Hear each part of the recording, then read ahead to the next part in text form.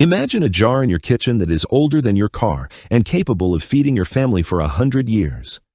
What you are looking at is an Amish potato starter, a living culture that families have been nurturing and passing down since before your grandparents were born. Through wars, economic depressions, and the rise of industrial food systems, the Amish have quietly preserved this leaven, maintaining a direct connection to the land and the old ways of self-sufficiency. In a world of rising costs and processed foods, this simple jar represents absolute food independence.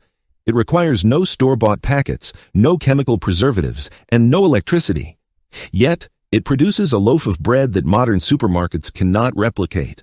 The crust is deeply caramelized, filling your home with a rich aroma you can smell from another room. When you break it open, that sound is the sound of real food. While store-bought bread molds in days, this starter costs pennies, never expires, and grows stronger daily. With every batch you bake, the culture matures.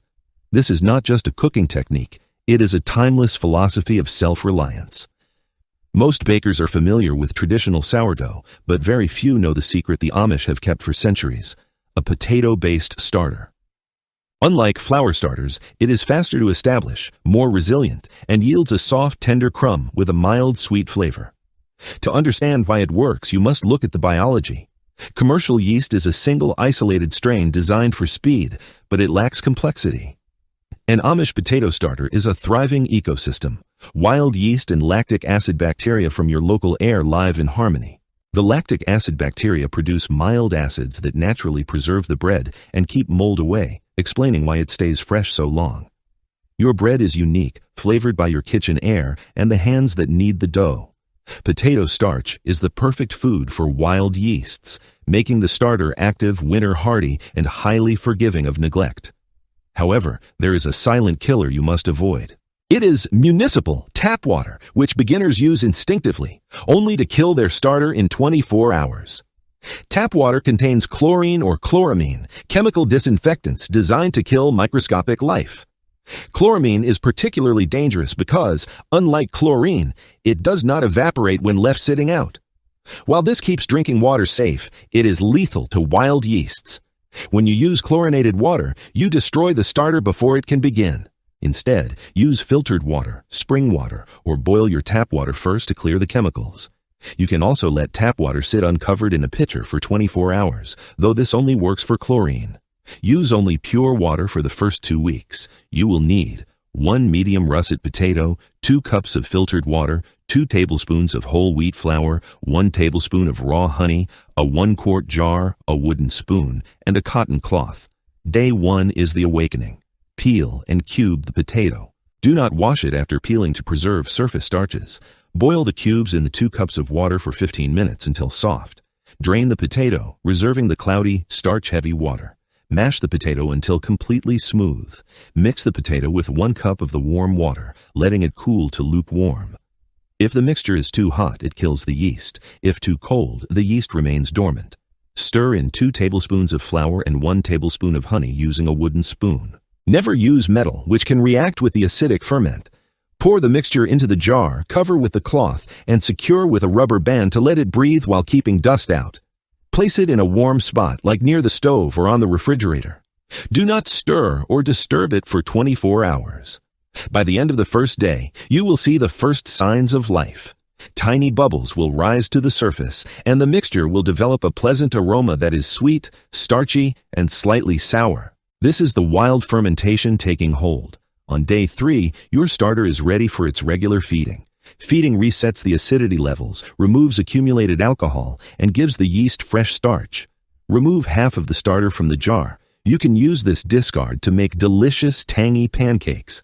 To the remaining starter in the jar, add 2 tablespoons of your reserved potato mash, a 1/4 cup of lukewarm filtered water, and 1 tablespoon of flour. Stir thoroughly, cover it, and return it to its warm spot. Repeat this feeding process once every 24 hours.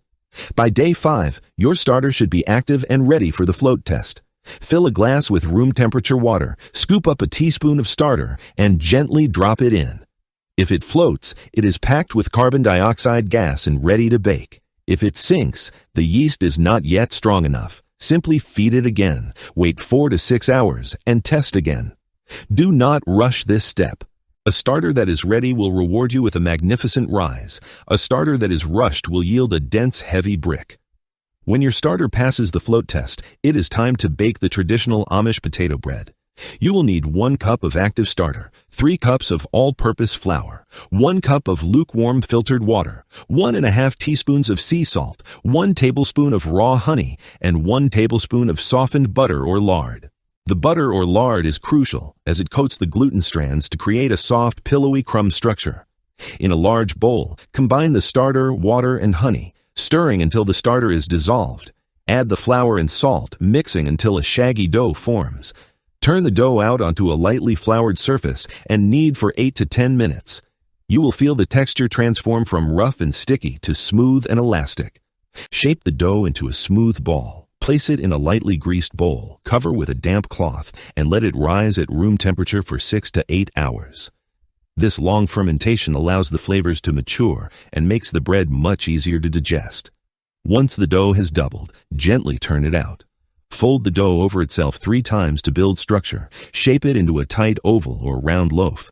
Place it onto parchment paper, cover, and let it rise for another 2 hours. Preheat your oven to 450 degrees Fahrenheit with a heavy Dutch oven inside. Score the top of your loaf with a single deep slash down the center. Carefully lower the loaf into the hot Dutch oven, cover with the lid, and bake for 20 minutes. The lid traps the moisture, steaming the bread to create a thin, crispy crust. After 20 minutes, remove the lid and bake for another 25 minutes until the crust is a deep golden mahogany. Transfer the loaf to a wire rack and wait at least 45 minutes before slicing. Cutting too early makes the interior gummy. Once the wait is over, slice through the crust and enjoy the perfect crumb. To keep your Amish potato starter alive for a lifetime, choose a maintenance routine that fits your lifestyle. If you bake frequently, keep the jar on your counter at room temperature and feed it once a day. If you only bake occasionally, store the jar in the refrigerator. The cold environment slows the yeast's metabolism, allowing it to go 1 to 2 weeks between feedings. When you want to bake again, bring it to room temperature, feed it twice over 24 hours to wake it up, and proceed as usual. If you want to share this gift or preserve it for long-term emergencies, you can dry the starter. Spread a thin layer of active starter on parchment paper and let it sit at room temperature for 48 hours until completely dry. Break the dried starter into small flakes and store them in a sealed glass jar. In this dry state, the yeast sleeps peacefully for years, ready to be rehydrated with equal parts flour and water. By mastering this simple ancient craft, you reclaim control over your food supply and bring a piece of history into your home. Stay fed and stay free.